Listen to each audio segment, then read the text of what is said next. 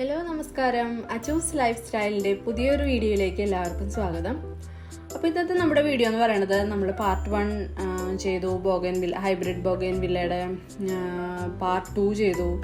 അതിൽ നമ്മൾ പ്രൂണിങ്ങും കാര്യങ്ങളൊക്കെ ചെയ്തു, ചെടികളൊക്കെ കട്ട് ചെയ്ത് ഷേപ്പാക്കി എല്ലാം സെറ്റാക്കി നിർത്തി.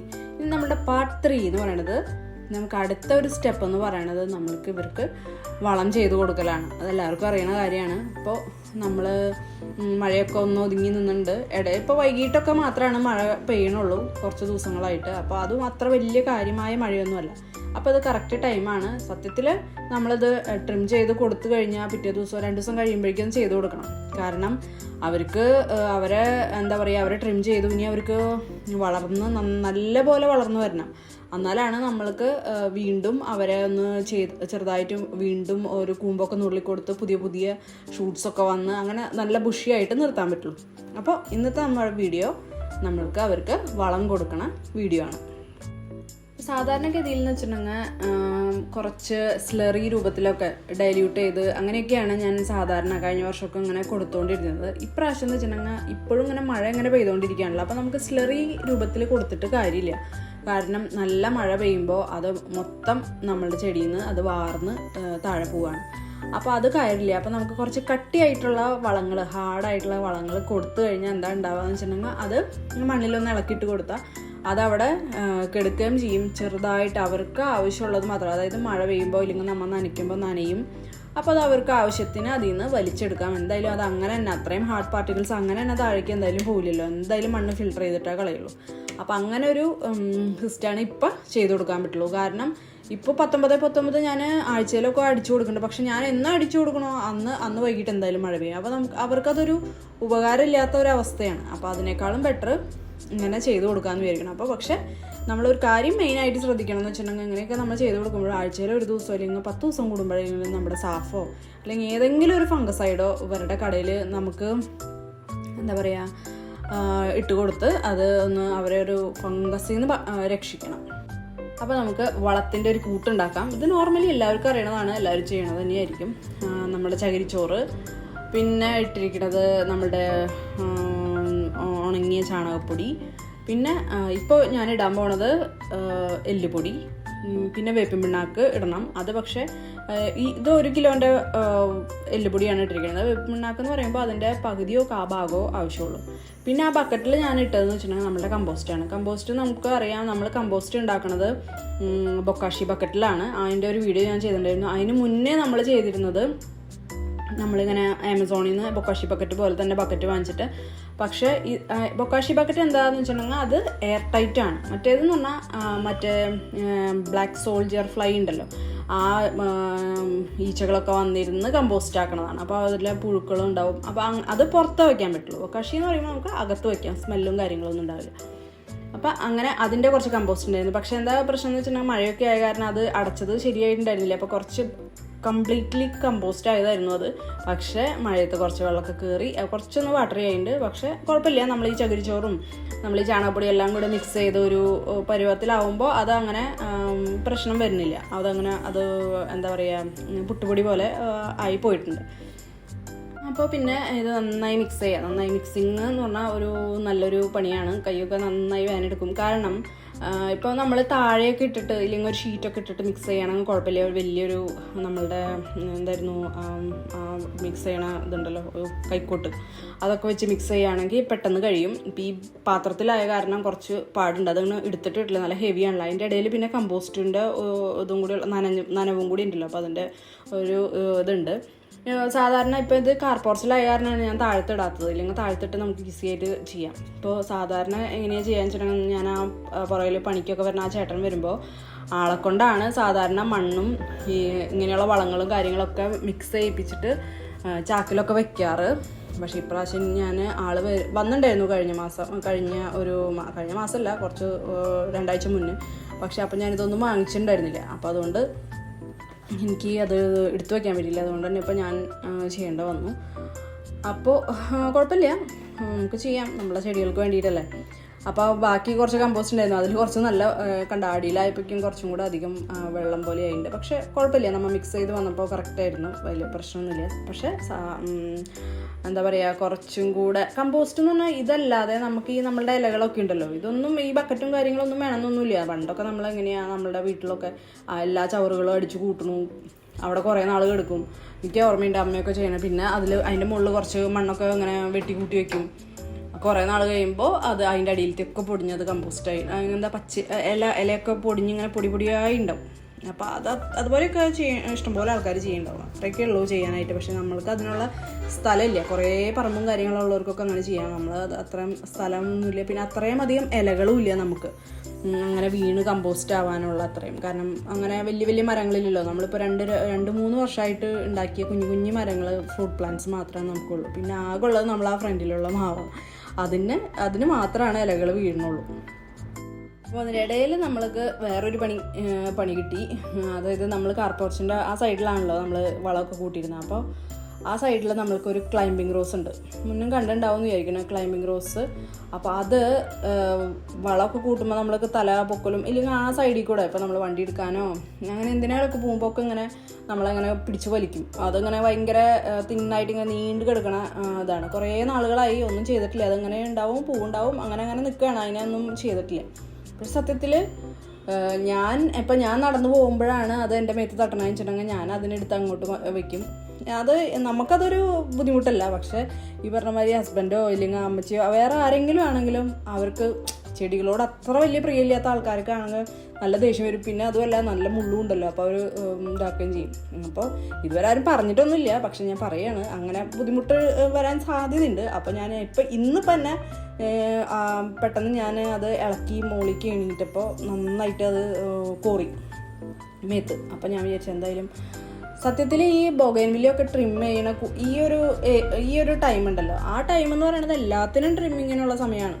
ഞാൻ ബാക്കിലത്തെ നമ്മളുടെ പറമ്പിൽ ഫുൾ ട്രിം ചെയ്തിട്ടുണ്ട് മരങ്ങളെല്ലതും. അത് ഞാൻ അടുത്തൊരു വീഡിയോയിൽ കാണിക്കാം, ഫുൾ അപ്ഡേറ്റ്. പിന്നെ കണ്ടോ, ഇത് പിടിക്കുമ്പോൾ ഒക്കെ മുള്ളാവുകയാണ് നന്നായി. നല്ല ക്ലൈമ്പിംഗ് റോസ് ആണെന്ന് പറഞ്ഞിട്ട് കാര്യമില്ല, റോസ് എന്ന് വെച്ചാൽ തന്നെ നല്ല മുള്ളാണല്ലോ.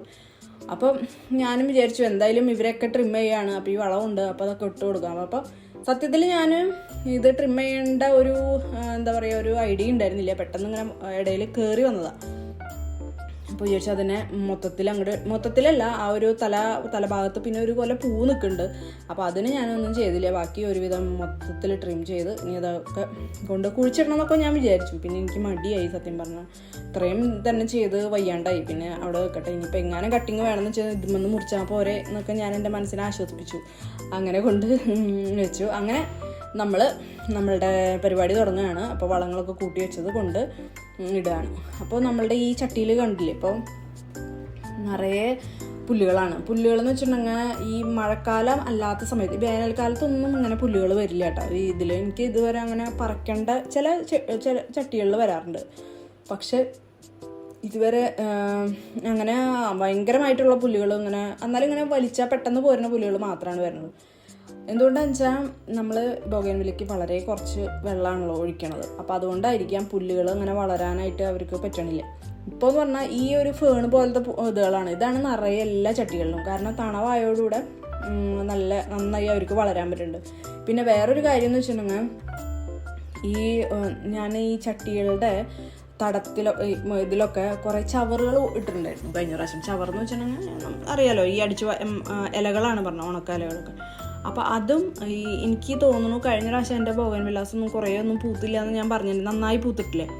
അപ്പോൾ എനിക്ക് തോന്നുന്നു ഈ ചവറൊക്കെ ഇട്ടുകൊണ്ട് ഒരു തണവ് നിന്നുണ്ട്. പക്ഷേ ബൊഗൈൻവില്ല എന്ന് പറയുന്നത് നമ്മൾ എപ്പോൾ വാങ്ങിക്കാം, ആരുടെ അടുത്ത് പോയാലും ഇല്ലെങ്കിൽ ഏതൊരു വീഡിയോ കണ്ടാലും അവർ പറയും ബൊഗൈൻവില്ലയ്ക്ക് അധികം വെള്ളം ഒഴിക്കാൻ പാടില്ല. ശരിക്കും കഴിഞ്ഞ മുന്നത്തെ പ്രാവശ്യം ഒരു ബൊഗൈൻവില്ല ഞാൻ വാങ്ങിക്കാനായിട്ട് ഒരു ഹൈബ്രിഡ് വാങ്ങിക്കാൻ പോയപ്പോൾ ആ നഴ്സറിയിലെ ആൾ പറയായിരുന്നു, അതായത് ഈ ബൊഗൈൻവില്ലയ്ക്ക് വെള്ളം ഒഴിക്കാതെ 2-3 ദിവസം ഇത്രയും പൊരി വെയിലത്ത് വെള്ളം ഒഴിക്കാതെ അതിൻ്റെ ലീഫുകൾ കൊഴിഞ്ഞു പോകണം. ഇപ്പോൾ നമ്മൾ 3 ദിവസം കഴിഞ്ഞിട്ട് നമ്മൾ വെള്ളം ഓസിട്ട് അടിച്ച് ഒഴിക്കുമ്പോൾ ആ ലീഫുകൾ ഇങ്ങനെ കൊഴിഞ്ഞ് വീഴണം വാടിയിട്ട്.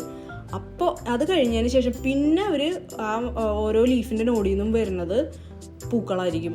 അതായത് എന്നാലാണ് നല്ല പൂവുണ്ടാവുള്ളൂ. അങ്ങനെയൊക്കെയാണ് പറയണത്. പക്ഷേ എൻ്റെ ഒരു സ്വഭാവം വെച്ചിട്ട് എനിക്ക് അങ്ങനെയൊന്നും ആക്കാനൊന്നും പറ്റുന്നില്ല. ചെടികൾ അങ്ങനെ വാട്ടി നിർത്താൻ പറ്റില്ല. അപ്പോൾ അതുകൊണ്ട് ബോഗൻവില്ലയിൽ വളരെയധികം പൂക്കൾ ഉണ്ടാവുന്നൊന്നും പ്രതീക്ഷിക്കാൻ പറ്റില്ല. അപ്പോൾ അങ്ങനെ ഇതെന്ന് പറയുന്നത് നമ്മളെ ക്ലൈമ്പിംഗ് റോസിൻ്റെ 2 ചട്ടികളാണ്. 2 ചട്ടിയാണ് നമുക്കുള്ളത്. ഒരെണ്ണം റെഡും ഒരെണ്ണം ഇപ്പുറത്തിരിക്കണത് കാണിക്കുന്നത് വൈറ്റും. അപ്പോൾ ഇവർക്കും ഈ പറഞ്ഞ മാതിരി ഇതിൽ കുറേ ഇഷ്ടം പോലെ പുള്ളികൾ ഉണ്ടാവുന്നുണ്ട്. റോസ് എന്ന് പറഞ്ഞാൽ നമുക്കറിയാം നന്നായി വെള്ളമൊക്കെ വേണ്ടതാണ്.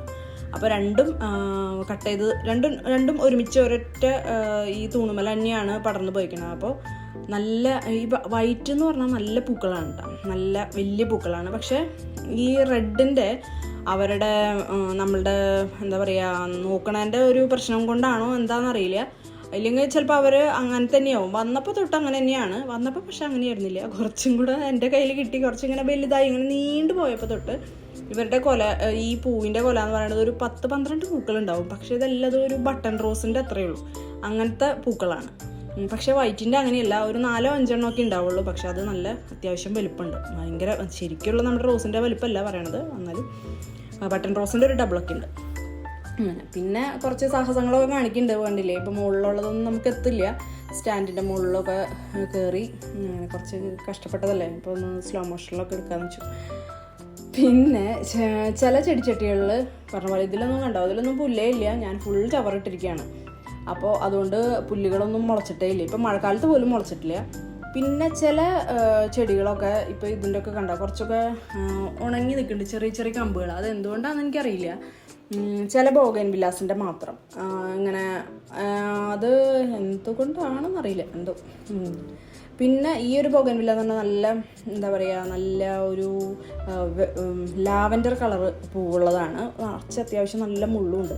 അപ്പോൾ അതുകൊണ്ട് ഞാനങ്ങനെ അതിനെ വല്ലാണ്ട് ഉപദ്രവിക്കുന്നില്ല. പിന്നെ ഈ ഒരു ചട്ടി ഇതിൽ ഈ കട കാണുന്നത് നമ്മളുടെ ചെണ്ടുമല്ലിയ.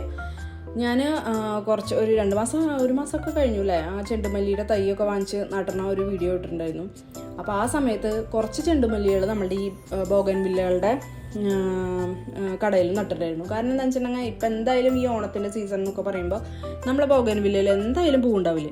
അപ്പോൾ അറ്റ്ലീസ്റ്റ് ആരെങ്കിലും വരുമ്പോഴാണെങ്കിലും നമുക്കാണെങ്കിലും ഇതിൻ്റെ ഇടയിൽ ഒരു പൂവ് എന്ന് പറഞ്ഞിട്ട് നമുക്ക് എന്ത് കാണാം, നമ്മളുടെ ചെണ്ടുമല്ലി കാണാമല്ലോ. അപ്പോൾ ആ ഒരു സന്തോഷത്തിന് വേണ്ടിയിട്ട് ഞാൻ അവിടെ ചിലതിലൊക്കെ 4-5 എണ്ണം നട്ടിട്ടുണ്ടായിരുന്നു. പക്ഷേ എനിക്ക് തോന്നുന്നു 2-3 മാത്രമാണ് പിടിച്ചിട്ടുള്ളൂ.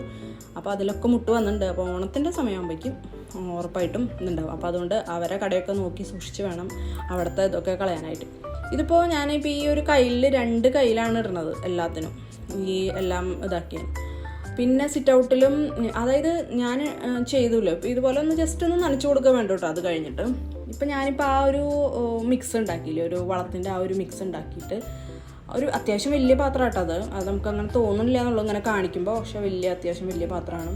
അതിൽ ഈ ഫ്രണ്ടിലിരിക്കുന്ന എല്ലാ ചെടികളും, അതായത് എല്ലാ ബോഗൻവില്ലാസും മറ്റേ സൈഡിലുള്ള ട്രിം ചെയ്ത ചെടികളൊക്കെ ഇട്ടു കേട്ടോ. അത് ഞാൻ കാണിച്ചിട്ട് ഇങ്ങനെ എല്ലാ ചെടികളും കാണിച്ച് ബോറടിപ്പിക്കണമല്ലോ. കഴിഞ്ഞ പ്രാവശ്യം ട്രിമ്മിങ് മൊത്തം അത് കാണിച്ചിട്ട് നിങ്ങൾ ബോറടിച്ചിട്ടുണ്ടാവുമെന്ന് എനിക്കറിയാം. അപ്പോൾ അതിനൊക്കെ ഇട്ടു. പിന്നെ നമ്മളുടെ സിറ്റ് ഔട്ടിൽ ആ ഒരു സൺഷെയ്ഡിൽ വെച്ചിരിക്കുന്ന ബോഗൻവില്ലാസിനൊക്കെ ഇട്ടു. പക്ഷേ സിറ്റ് ഔട്ടിൽ ഞാൻ സാധാരണ ഇത് ഇടാറില്ല. ഞാൻ 19 അടിക്കാറുള്ളൂ. കാരണം ഇതൊക്കെ ഇട്ട് കഴിഞ്ഞാൽ നമ്മളുടെ എലി ഉണ്ടല്ലോ, എലി അതിൻ്റെ സ്മെല്ലടിച്ചിട്ട് വന്നിട്ട് സിറ്റ് ഔട്ടിലൊക്കെ മണ്ണൊക്കെ കുത്തിയിട്ട് കഴിഞ്ഞാൽ പിന്നെ അത് പണിയാവും. അപ്പോൾ പിന്നെ നമ്മൾക്ക് ലാസ്റ്റത്തെ പണി എന്ന് പറയുന്നത് നമ്മൾക്ക് നനച്ചു കൊടുക്കുക എന്നുള്ള പണിയാണ്. നനയ്ക്കാന്ന് വെച്ചിട്ടുണ്ടെങ്കിൽ നന്നായി കുത്തി നിറച്ച് വെള്ളമൊന്നും ഒഴിക്കേണ്ട ആവശ്യമില്ല. ജസ്റ്റ് കുറച്ച് വെള്ളം ഒന്ന് സ്പ്രേ ചെയ്യുക. ആ മേലിൽ ഇട്ട നമ്മളുടെ വളവും മണ്ണും കൂടിയുള്ള മിക്സ് ഉണ്ടല്ലോ, അതൊന്ന് നന്നായി ഒന്ന് കുതിരുക, അത്രയേ ഉള്ളൂ. പിന്നെ അത്യാവശ്യത്തിന് മഴയും പെയ്യുണ്ടല്ലോ, അപ്പോൾ അതിങ്ങനെ അത് ആവശ്യത്തിനുള്ളത് വലിച്ചെടുത്തോളൂ. അപ്പോൾ ഇത്രയൊക്കെയാണ് ഇന്നത്തെ നമ്മളുടെ വീഡിയോ. അപ്പോൾ നമ്മളുടെ ബോഗൻവില്ലയുടെ ഈ സീസണിലെ പരിപാടികളൊക്കെ കഴിഞ്ഞിട്ടുണ്ട്. അപ്പോൾ അടുത്തൊരു വീഡിയോയിൽ കാണാം. നന്ദി, നമസ്കാരം.